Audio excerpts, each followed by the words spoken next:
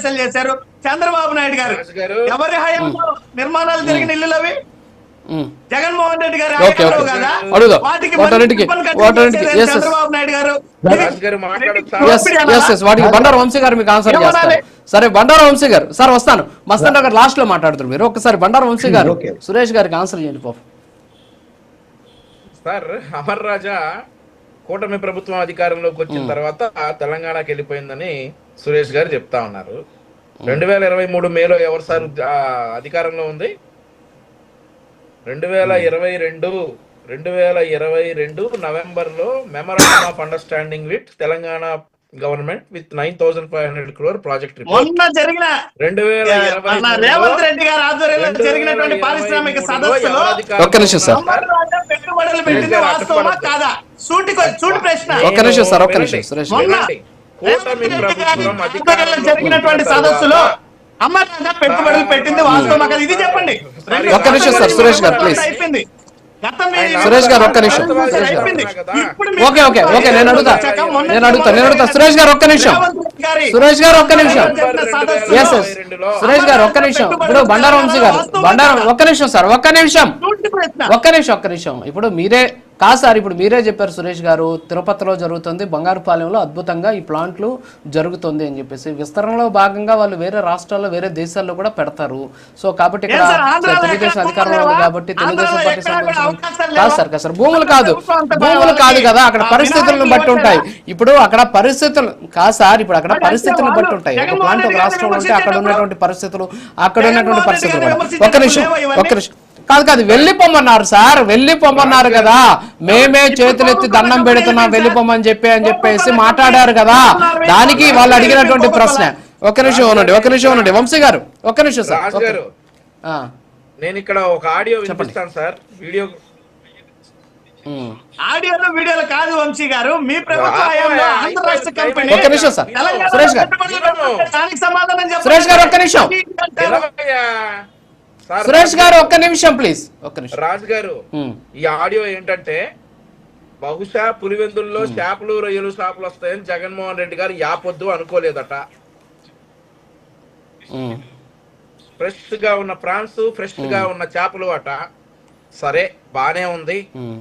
చంద్రబాబు నాయుడు గారు పెట్టిన ఫోటోలు ప్లాట్ఫామ్ పైన టీ షాపులు ఓపెన్ చేసి ఇదే మీకు పడుకొని అన్నారు.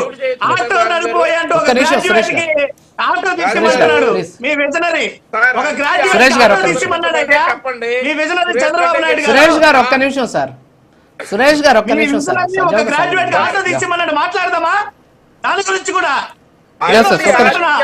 ఒక్క నిమిషం మాట్లాడదాం అది మాట్లాడదాం కాసేపు ఆగండి ప్లీజ్. ఈ సబ్జెక్ట్ మాట్లాడండి. నీకంటే గట్టిగా అరవగలను. మీ వల్ల చెప్పండి, సమాధానం చెప్తున్నాం. సమాధానం చెప్పు.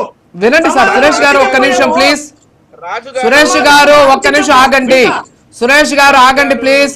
సురేష్ గారు ఆగండి. వంశీ గారు మాట్లాడండి.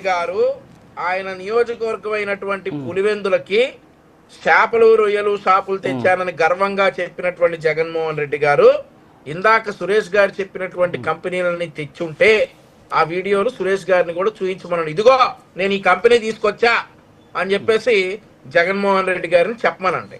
మరొక ఆడియో ఏంటంటే ఆ నాటికల్ మైల్స్ తో సహా చెప్పాడు జగన్మోహన్ రెడ్డి గారు భోగాపురం ఎయిర్పోర్ట్ గురించి. వినిపిస్తుందా సార్? ఓకే చెప్పండి. 20 నాటికల్ మైళ్ళకు దూరం కూడా లేకుండా విశాఖపట్నం ఎయిర్పోర్ట్ ఉండగా భోగాపురం ఎయిర్పోర్ట్ ఎందుకు? చెన్నై ఎయిర్పోర్ట్ అంత విస్తీర్ణంలో ఉంది, ముంబై ఎయిర్పోర్ట్ ఇంత విస్తీర్ణంలో ఉంది, మనకెందుకు భోగాపురం ఎయిర్పోర్ట్ అన్నాడు జగన్మోహన్ రెడ్డి గారు. విశాఖపట్నం ఎయిర్పోర్ట్ అనేది డిఫెన్స్ ఎయిర్పోర్ట్, ఎప్పటికైనా అది డిఫెన్స్ ఎయిర్పోర్ట్ కాబట్టి వారికి ఆ ఎయిర్పోర్ట్ చాలదు కాబట్టి పక్కనే ఉన్నటువంటి భోగాపురం ఎయిర్పోర్ట్ మనకు అత్యంత అవసరం అని చెప్పేసి ఆ రోజు చంద్రబాబు నాయుడు గారు భోగాపురం ఎయిర్పోర్ట్ ప్రారంభిస్తే ఈయన చెప్పినటువంటి కబుర్లు ఏంటంటే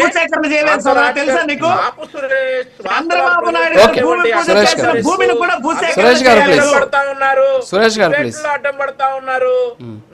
ఈ రోజు అన్ని కబుర్లు చెప్పినటువంటి జగన్మోహన్ రెడ్డి గారు ఈ రోజు ఎయిర్పోర్ట్ ప్రారంభం అవుతుంది అని తెలియగానే చంద్రబాబు నాయుడు గారి క్రెడిట్ గురించి స్టోరీ అనుకుంటా ముందుకు వస్తా ఉన్నారు సార్. చర్చ పెడితే ఇలా నేను నేను సిద్ధంగా ఉన్నాను ప్రతి సార్ రాజు ఒక్క గారు. విషయంలో చెప్పగలను.